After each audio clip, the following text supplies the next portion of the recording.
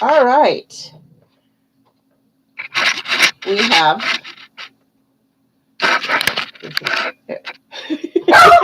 something to look at besides a splitter spoon. Oh, there. Now the microphone's on. Yay, we can start. Gigi's supposed to be there, but she's not cooperating. I think she's outside. No, that's the other cat.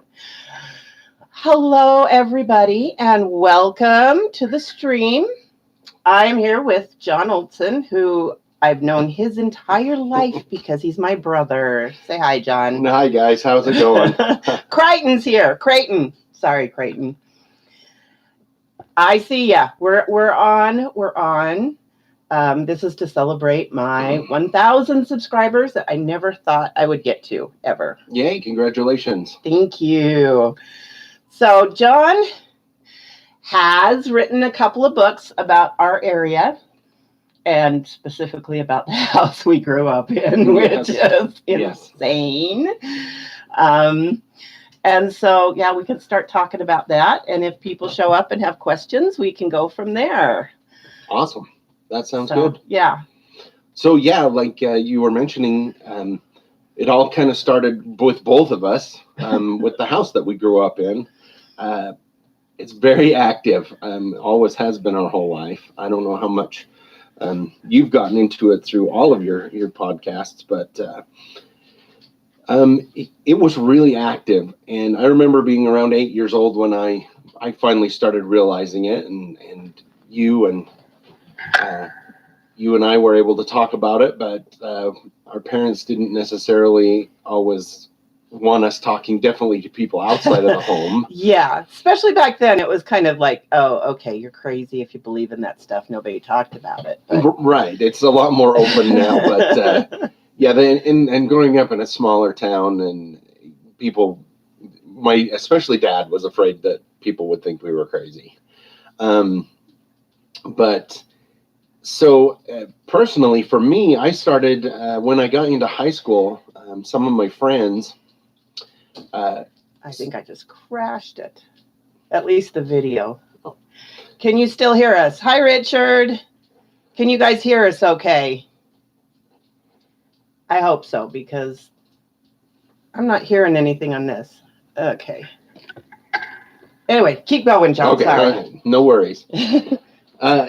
So, yeah, for me personally, when I got into high school, a few of my friends who came to visit, one in particular, I remember I was upstairs, and we were studying, me and a friend of mine, and all of a sudden she just threw the books down and stared at me, and I was like, what's going on? And she's like, what's going on with your house? And I remember going, what are you talking about? And she said, well, we've been upstairs for 40 minutes, and 3 times somebody's walked upstairs, but there's nobody on the stairs.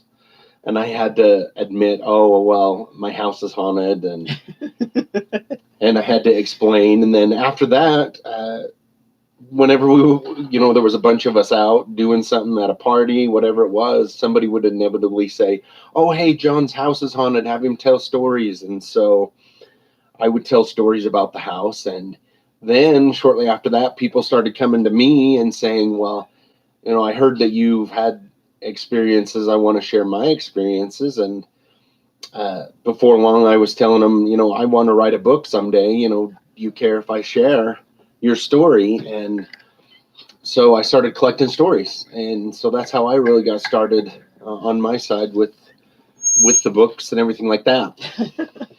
Yeah, sorry about the... Thank you, Richard. I'm so excited. Hello, Sightless Sonder. Thank you for showing up. And Outram Stepler. Thank you, guys. Yeah, that my experiences are much the same way. I remember back being a toddler and seeing things in the bedroom upstairs, where the bedrooms is extremely haunted. I remember. You just get used to it. You hear the stairs, and you look, oh, nobody's there. Okay. And I had friends that would come sleep over. There was one, and we were sleeping in the basement, which was the family room at the time. And she woke me up and she's like, there's people on the stairs talking. And I listened and I'm like, shut up, we're trying to sleep. And I says, they won't bother us anymore. And I rolled over and went to sleep. And she's like, how can you do that? Yeah. But it's just like there was no malice in it. No, there wasn't ever. There's never been any malice to it. There has been a little bit of negativity. You had a resin violin thrown at you. Yes, I did. From across the room. It tends to get very active when our parents, who still own the house, go on vacation or are gone for any amount of time. It seems to activate whatever and get a little bit crazy. And yeah, so I had that thrown off the shelf at me when I was there. And my kids had gone over when my parents weren't home to borrow some pops, borrow quote. Yeah. And it actually threw a cake off the counter at them. So yeah. And it's interesting. I find it really interesting that it tends to pick on some people more than others. In particular, my oldest son. And there's a couple stories in my book about him. It really likes to pick on him for whatever reason. Probably because he can take it. Probably. I'm not sure. One that I remember that is one of my favorites is, if you remember, my mother had a cloth snowman that was about 4 feet tall, and it had a heavy base. It was made out of really heavy things, and she would put it up in the front room during Christmas time. But when it wasn't Christmas time, she kept it down in the basement. Bring her here. And I remember, for whatever reason, my son did not like that snowman. And when he was about 15 years old, he got a call from Grandpa to come over and help him with some stuff. And so one of the things Grandpa needed was that the hallway in the basement. There's only one way down into the basement. He needed that painted. And down in the basement is where the storage for everything, including the snowman, was. And my son Cody was painting the hallway, had his earphones in, and started getting a really creepy feeling. So he poked his head around to look into the basement, and sure enough, the snowman is in the corner facing him. And he really didn't like that snowman. So he went in and picked up and turned the snowman all the way around so it was facing the corner. And it had a sandbag base, if you remember. It was really heavy. Oh, yeah. And so he went back to the hallway and started painting again, put his headphones in. And after a little while, he started getting a really creepy feeling again, about 10 minutes later. And so he peeks his head around the corner into the basement. And not only had the snowman turned all the way back around, it was about halfway across the room towards him. He marched upstairs and told Grandpa that he was not going to do one more painting or one more thing in the house until the snowman was gone. And that was when Grandma and Grandpa put it out on the porch, and it stayed there until it went home with somebody at a garage sale. So and they didn't sell it as a haunted object. I know they should have sold it as a haunted object. But and how it got to the basement was in the upstairs bedroom of our younger brother, who has Williams syndrome. He still lives at home. Mm-hmm. And it kept turning around on him, but he didn't tell anybody. He just wanted it moved out. So, you know, he just wanted it moved out. So that's how it ended up in the basement to terrorize Cody. Yeah. So yeah. And in the name that we gave it, I guess I'm not sure which one of the three of us came up with it, but we called it the Stair Monster. It was you. Was it me? It was you. It was at a family party in Smithfield. Oh, and somebody asked. And I had just gotten married and left, and you had taken over my room, and somehow it brought up, what was going on, and you're like, right. I'm not afraid of the Stair Monster. Of the Stair Monster, yeah. And so I remember that. It does not appreciate that name, but that's the name it has. Yeah, that's the name it has. Hi, Nancy. But it was interesting. So, but after, I started writing the first book, I collected stories for a long time before I actually penned the first book. And The first book was called Stranger Bridgerland, and the There's- reason. Oh, sorry. Go ahead. No, I was just going to say there is links down below to both books, but go ahead. Oh, no worries. Thank you for mentioning that. But it's called Stranger Bridgerland because the stories in the first book were all from northern Utah, which is where we're from. And northern Utah is kind of named officially, unofficially, because I tried to look it up and there's not a lot of places where it's mentioned. But Right. but if you're from here, you know it's called Bridgerland because it was originally explored by Jim Bridger, which was a mountain man. And he actually helped give information to the first Mormon settlers where best to settle and stuff like that. So it's kind of unofficially called Bridgerland, but it encompasses part of Box Elder County, all of Cache County, and part of Rich County. And so my second book, after my first book got out, people started reading it and then contacting me, giving me their stories, and it actually went bigger. So I had more stories from further out. So I called it Beyond Stranger Bridgerland, the second book, and then I'm currently working on the third book, which will be out next August. And I haven't settled on a name, but I think it's going to be called Stranger West because I've got stories all the way from Wyoming, Utah, Idaho, one in Washington, Nevada. I mean, I've had a lot of people contacting me, and so it's just been great to hear everybody's stories. It's been really fun. So That's awesome. I can't wait to hear more. yeah. I have a story that I don't think maybe you've heard from Dad. Recently? Yes. Yeah, that's a good one. He was on the computer and ready to go to bed, and the bathroom's just about 3 steps to the left. Mm-hmm. So he went to use the restroom. He stood up, turned, and he faced the ghost. He got full on body apparition, like 1 foot apart. Yeah, right there in front of him. And he was able to describe it. It was a good deal shorter than him. Dad's what, like 6'1", 6'2"? No, he's about 5'10". Is he? Yeah, he's about 5'10". Okay. So he's 5'10", shorter than that. Mm-hmm. The round face. Yep.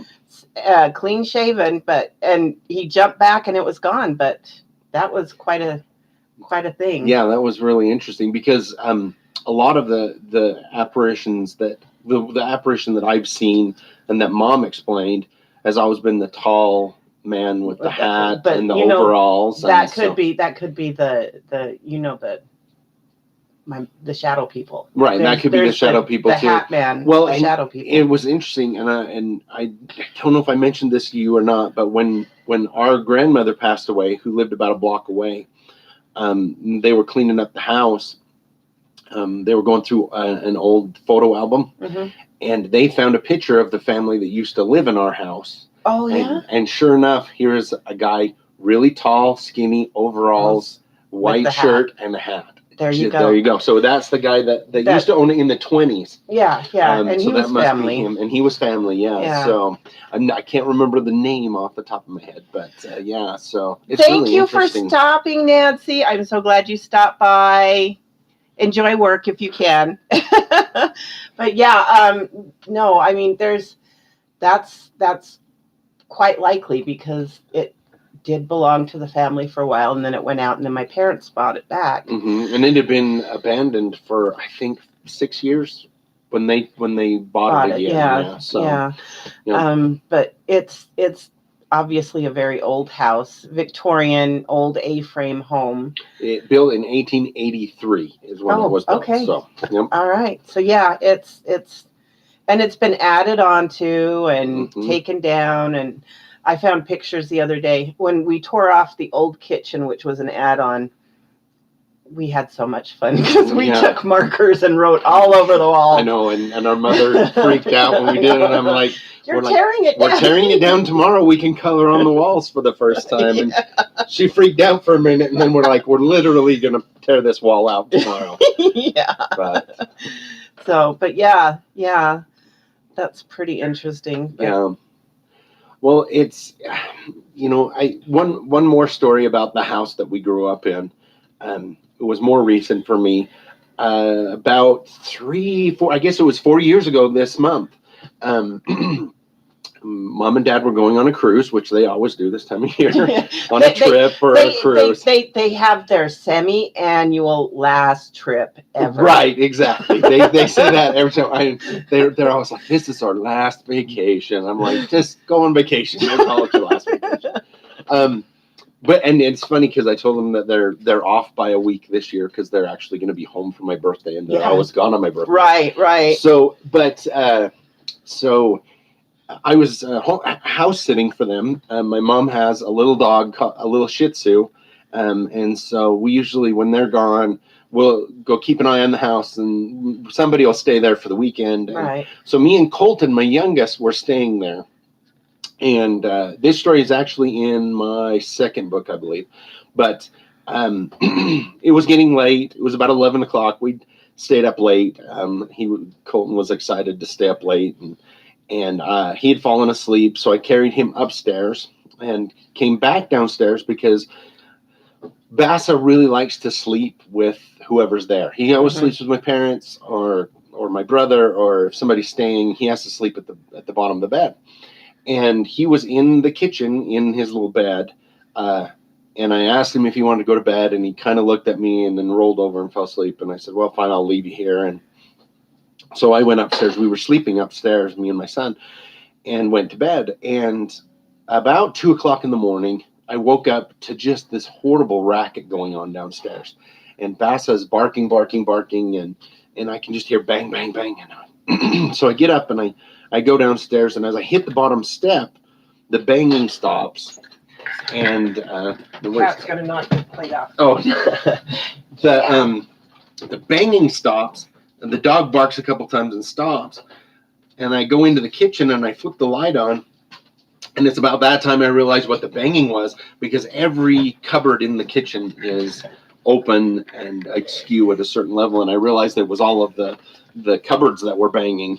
And poor Bassa was underneath the table and just shaking. And so I just checked the doors. I knew it was the ghost, but I checked the doors in case and scooped up Bassa and just went back to bed. But when I tell people that story, they're like, "How did you just go back to bed?" And I was like, well, when you grow up in a haunted house, things like that really don't bother you. It's kind of, it's kind of exciting. You're like, "Oh, that was cool." Right. But again, it's when Mom and Dad are gone a lot of times that things get active. But plus, if you think about it, they just expended all their energy, so nothing else. Right, nothing else is going to happen. Because that was quite a bit, quite a bit of energy. But and they have this weird thing that's happened in the last year or so. Is there seems to be like a walkway, but just outside the kitchen windows for shadow people. Mm-hmm. And you can see them walk past, and you can see the cars through them, but the roof is really tall, and so there's no way, the sunlight's casting a shadow on them. And obviously it's not somebody on the roof. Mm-hmm. And that's really a weird thing. And even my husband, who is a complete skeptic and doesn't want to talk about it, saw that happen. And the dog sees it happen, and he barks at us. Oh, yeah. But well, and it's interesting because about a year ago, I just sold my house, and we were a month from getting into my new house, and my wife and I were going to just rent an apartment. And Grandma and Grandpa were like, "Well, we've got the upstairs, which is basically an apartment that my brother doesn't use." And so they said, "Why don't you just stay with us for a month?" And we said, "Okay, we'll do that." And my wife, Annie, knows about the ghost, but she was really nervous. And I said, "Well, you know what? I'm going to just tell the ghost not to bother you, that you're scared, and he'll leave you alone." And so I did that. I said, "We're going to be living here for a month, leave Annie alone. She's really scared." And so it went clear to the end of the month, and we were upstairs, and she goes, "There's been nothing happen while we were here." And I said, "That's because I asked him not to do anything because you're scared." And jokingly, I said, "But if you're okay, I'm sure he'd like to let you know he's here." And she's like, "Shh, don't say that." But that very next morning, I got up and went to work. And she didn't have to be to work till later, so she was still in bed. I work really early in the morning when I drive. And she said that all of a sudden somebody snuggled up to the back of her and ran their hands through her hair, and she thought it was me. And then it hit her that I'd gone to work, and she jumped out of bed, and there was nobody there. And I said, "Well, that was him letting you know that he's still there." So, but because he really hates when people say he's not there. Yeah. Every time growing up, when my dad would say, "There is no ghost," Yeah. something would always go missing Something would go missing of his. Yeah.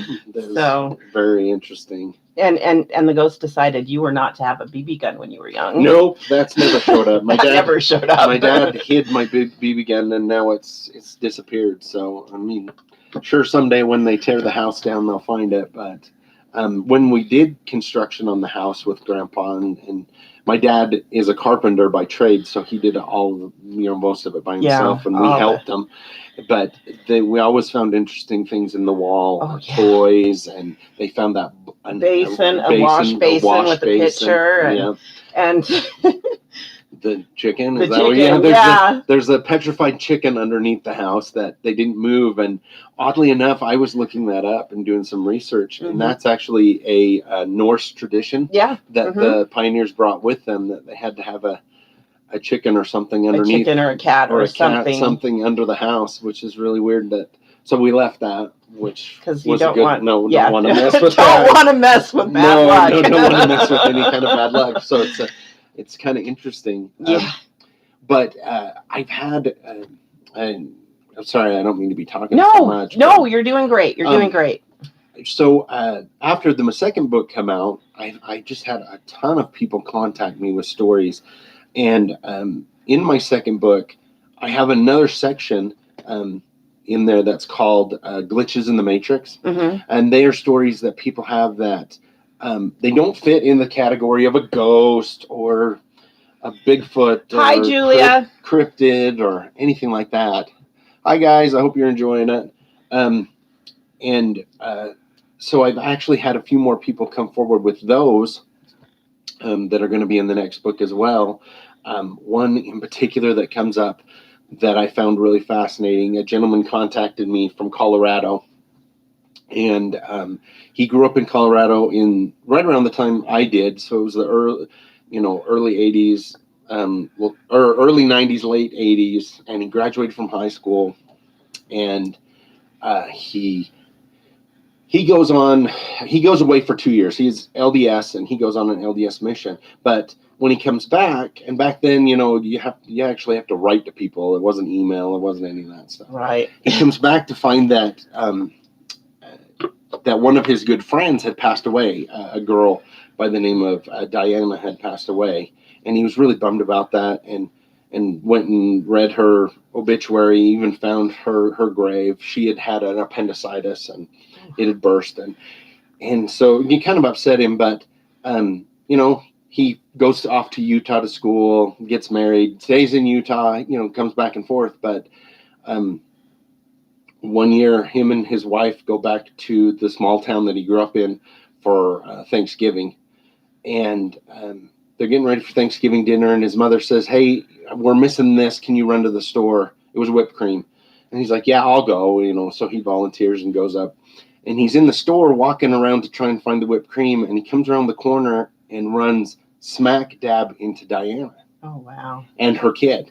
And he's just kind of like, thinking it's a doppelganger or what. And she's like, "Oh, hey, how's it going?" They get talking, and he's really confused.